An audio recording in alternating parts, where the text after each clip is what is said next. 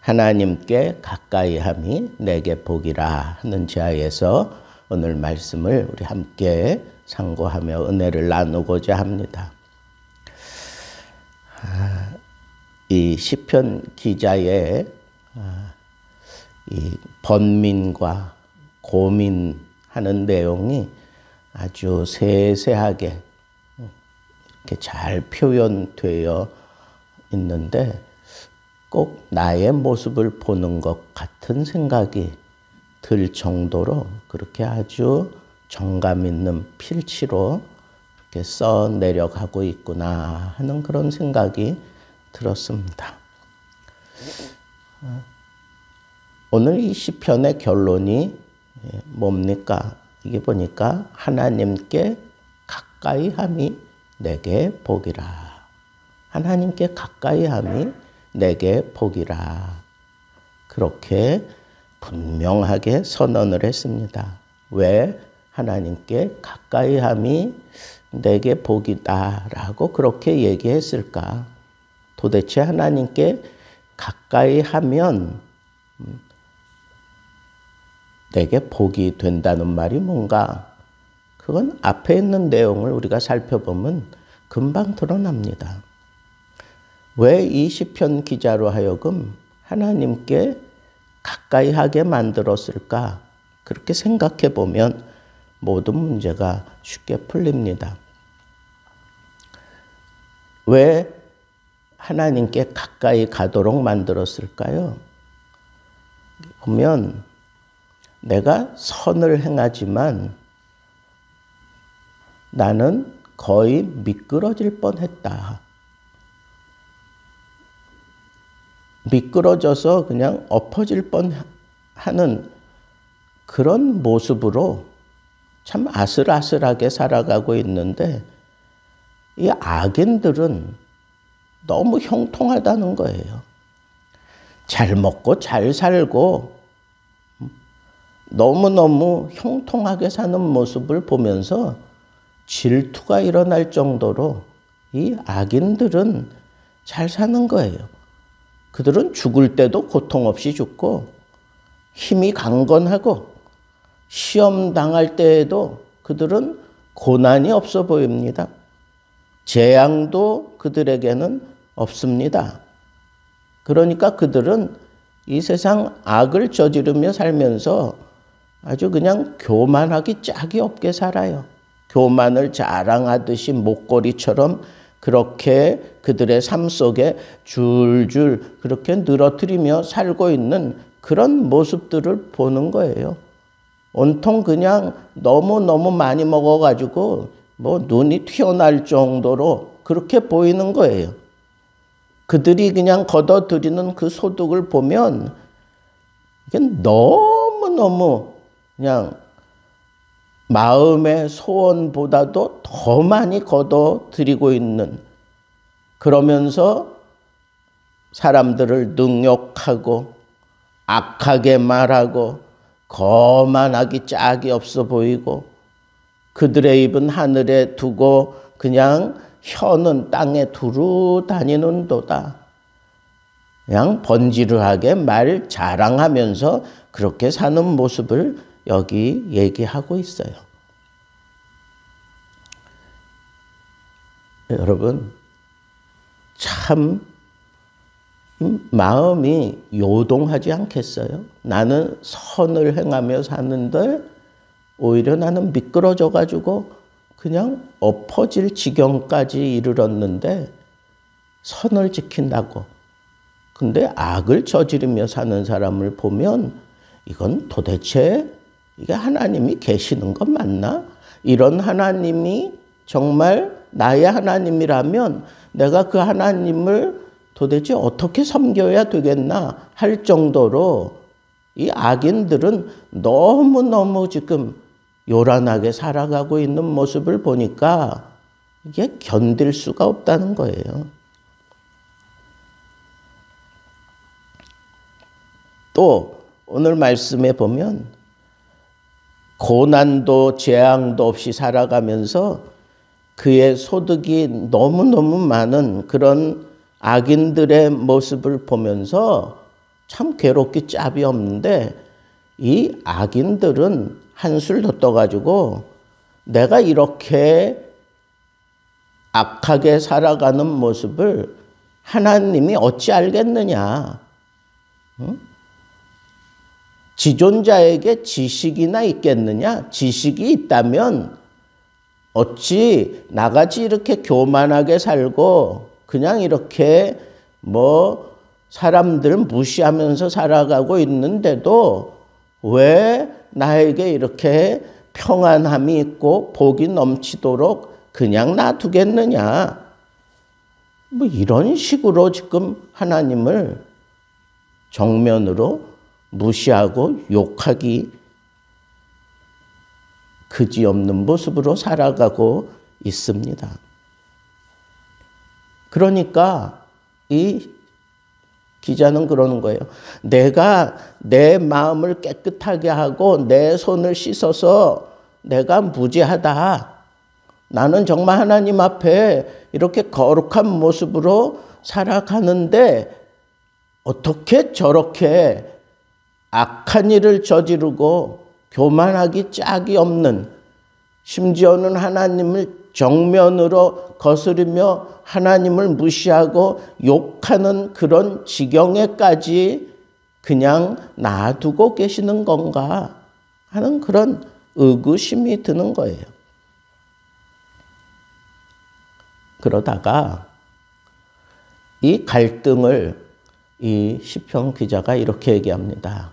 도대체 이게 어떻게 된 일인가? 어떻게 이럴 수가 있느냐? 하나님은 왜 저들에게 그냥 침묵하고 계시는 걸까? 나는 왜 하나님이 붙들어 주지 않고 이렇게 그냥 놔두시는 걸까? 왜 이렇게 편차가 심한 그런 모습으로 하나님은 내게 비춰지는 걸까? 그러면서 내가 이를 어쩌면 알 수 있을까 하는 그런 생각을 하게 됩니다. 도대체 이게 무슨 일이냐? 도대체 하나님께서 왜 저 악한들을 저렇게 형통하도록 그냥 놔두시는 걸까? 선하게 살고자 하는 나는 미끄러져 넘어질 뻔하고 나는 참 무죄하게 살아보려고 발버둥 치는데도 헛되게 느껴질 정도로 이렇게 안타까운데 저들은 하나님을 막 저주하고 하나님을 무시하는데 이게 도대체 무슨 일이냐? 여기 하나님의 어떤 깊은 뜻이 있는 것은 아닐까? 이렇게 고민하며 생각을 하게 된다 그런 얘기예요. 그런데 그렇게 생각하면서 그것이 내게 심한 고통이 되었다 그랬어요. 내가 심한 고통이 되었다. 왜? 쉽게 이해가 되지 않았다는 거예요. 잘 풀리지 않았다는 거예요. 또 반대로 내가 놓치고 있는 게 이거구나 라고 하는 것을 어렴풋하게 느껴서 내가 지금 잘못하고 있는 거다라고 생각해서 그게 더 고통이 되었다라고 그렇게 얘기하기도 합니다. 이렇게 됐던 저렇게 됐던 그 답을 찾아냈다는 거예요. 어떻게 찾아냈는가? 내가 하나님의 성소에 들어갈 때에야 그들의 결국을 보았다 그랬어요. 그들의 결국을 내가 깨달았다 그랬어요. 여러분, 내가 이 세상 살아가면서 정말 힘들고 어렵고 그리고 풀리지 않는 그런 심각한 문제가 있을 때 여기저기 기웃거릴 필요가 없어요. 성전에 들어가면 됩니다. 성전에 왜 들어갑니까? 하나님을 여전히 예배하기 위해서 들어가는 거예요. 하나님을 만나기 위해서 들어가는 거예요. 모든 해답은 여호와께 있으니까 여호와께로 들어가는 이 일을 우리는 그칠 필요가 없는 거예요. 힘들고 어렵고 괴롭고 답답하고 그리고 풀리지 않는 그런 문제들이 있을 때 그거 몽땅 짊어지고 성전으로 들어가서 하나님을 만나세요. 하나님 앞에 여전히 예배하세요. 여전히 찬양하세요. 여전히 기도하세요. 그러면 깨달음이 옵니다. 내가 근심하고 고민하는 그 문제의 결국을 보게 됐다 그랬어요. 결국을 본다. 그래요. 우리가 인생을 평가할 때 그 사람의 결국을 봐야 돼요. 지금 잘 되고 있는 이 형편을 보고 그 사람을 평가할 것이 아니라 그 사람의 결국을 보면 지금 이 사람이 잘 가고 있는지, 그리고 이 사람이 한 인생을 잘 살았는지 그 평가할 수 있어요. 지금 잘 사는 모습, 그 모습 속에도 그 사람의 결국을 우리는 볼 수 있어요. 지금 이대로 살아가고 있다면 이 사람의 결국은 어떻게 빠질지 우리 눈에는 다 보입니다. 그 결국을 보고 평가하라는 거예요. 내 마음이 힘들고 산란하고 어렵고 답답할 때 그 문제의 결국을 보세요. 그러면 문제는 해결됩니다. 어떻게 해결됩니까? 하나님이 답을 가지고 계신 것이 보인다는 겁니다. 지금 잘 나가고 형통하고 굉장한 부를 누리고 있지만 하나님께서는 그들의 결국을 볼 수 있는 눈을 열어주시고 나니까 참으로 그들을 미끄러운 곳에 두시며 파멸에 던지셨다. 파멸에 던지시니 그들이 어찌 그렇게 갑자기 황폐되었는가? 놀랄 정도로 그들은 전멸하였다. 마치 아수르 군대가 그 왕을 필두로 해서 하나님을 오만하게 막 조롱하고 하나님을 무시하고 막 그러다가 황망하게 갑자기 하룻밤 만에 18만 5천이 싹 전멸당했던 것처럼 그런다는 거예요. 사람이 깬 후에는 꿈을 무시하는 것 같이 여러분 이 세상 살아가는 건요 구름같이 살아가는 거예요. 꿈 속에서 사는 거예요. 깰 때가 있다는 거예요. 우리 인생은 깰 때가 있어요. 결국이 있다는 겁니다. 그때 하나님을 생각하고 하나님을 붙잡고 하나님의 뜻대로 산 사람은 하나님이 기쁨으로 영접해 주시지만 이 땅에서 떵떵거리며 굉장하게 살았다고 할지라도 그들의 깰 때에 하나님께서 그들을 아주 무시해 버릴 것입니다.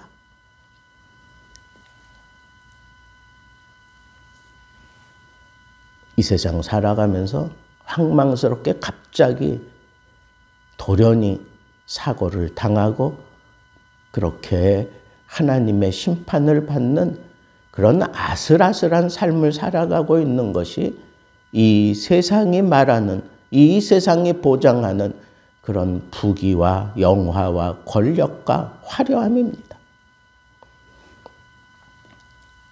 그리고 난 이후에 이 기자는 이렇게 고백을 합니다. 하나님께 가까이함이 내게 복이라. 하나님께 가까이함이 내게 복이라. 왜 이런 고백을 할까요? 그냥 머리로만 깨달아진 게 아니에요. 여기 보면 내가 항상 주와 함께하니, 내가 항상 주와 함께하니 주께서 내 오른손을 붙드셨나이다. 주께서 내 오른손을 붙드셨나이다. 이게 터득되고 난 그런 사람에게는 하나님의 말씀이 교훈으로 나에게 파고들고 나를 그 말씀이 인도해가고 후에는 나를 영광스러운 곳으로 영접해 주실 겁니다. 그러면서 그렇게 고백하는 거예요. 하늘에서는 주 외에 누가 내게 있으리요? 땅에서는 주밖에 내가 사모할 자 없나이다. 여러분, 내가 하나님을 가까이 하고 있다고 하는 가장 뚜렷한 확증은 내가 주를 사모하며 사는 거예요. 사모하며 사는 거예요. 내 육체의 삶은 참 쇠잔에 갈지라도 내 마음은 든든한 반석같이 그렇게 여호와를 사모하는 자에게 그 든든함이 그렇게 자리 잡게 되는 것을 알 수가 있습니다. 그래서 이 고백이 절로 나오는 거예요. 하나님께 가까이함이 내게 복이라. 여러분, 오늘 이 시편 기자의 이 고백이 여러분들의 고백이 되기를 바랍니다. 어떻게 그렇게 할 수 있습니까? 항상 주와 함께 했더니 하나님이 내 오른손을 붙들고 계시는 것을 느끼며 살아가는 사람이 이 고백할 수 있는 거예요. 또 내가 주를 사모하는 이 마음이 그치지 않고 내 앞에 펼쳐지는 이런 이 말도 안 되는 상황이 다양하게 시시각각 변하며 나에게 유혹하고 핍박하고 달려들지라도 내가 사모할 자 여호와 하나님밖에 없다고 하는 이 고백을 하며 주님을 사모하는 마음이 더 막 넘쳐나게 될 때 그때 내가 이 고백을 할 수 있어요. 하나님과 항상 가까이 하십시오. 그리고 주의 오른손이 붙들고 계시는 것을 누리며 살기를 바라고 내 삶은 쇠잔에 갈지라도 주를 사랑하는 마음이 더욱 생겨나서 그 누구도 흔들 수 없는 반석 같은 그런 믿음을 가지고 이 땅에 살면서 그가 이 세상에서 가장 큰 깨달음을 얻은 그 고백을 이렇게 할 수 있습니다. 하나님께 가까이함이 내게 복이라. 오늘도 하나님께 가까이하는 모습으로 주의 성전에 찾아와 하나님을 만나고 하나님께 찬양과 경배하며 하나님이 붙들어 주시고 하나님을 더욱 사모하는 그런 고백적인 찬양이 이 땅 위에 교회마다 차고 넘쳐서 하나님이 함께하고 있는 이 아름다운 영광스러움을 마음껏 세상에 펼치며 하나님을 영화롭게 할 수 있는 그런 복된 날 되기를 우리 주님의 이름으로 축복합니다.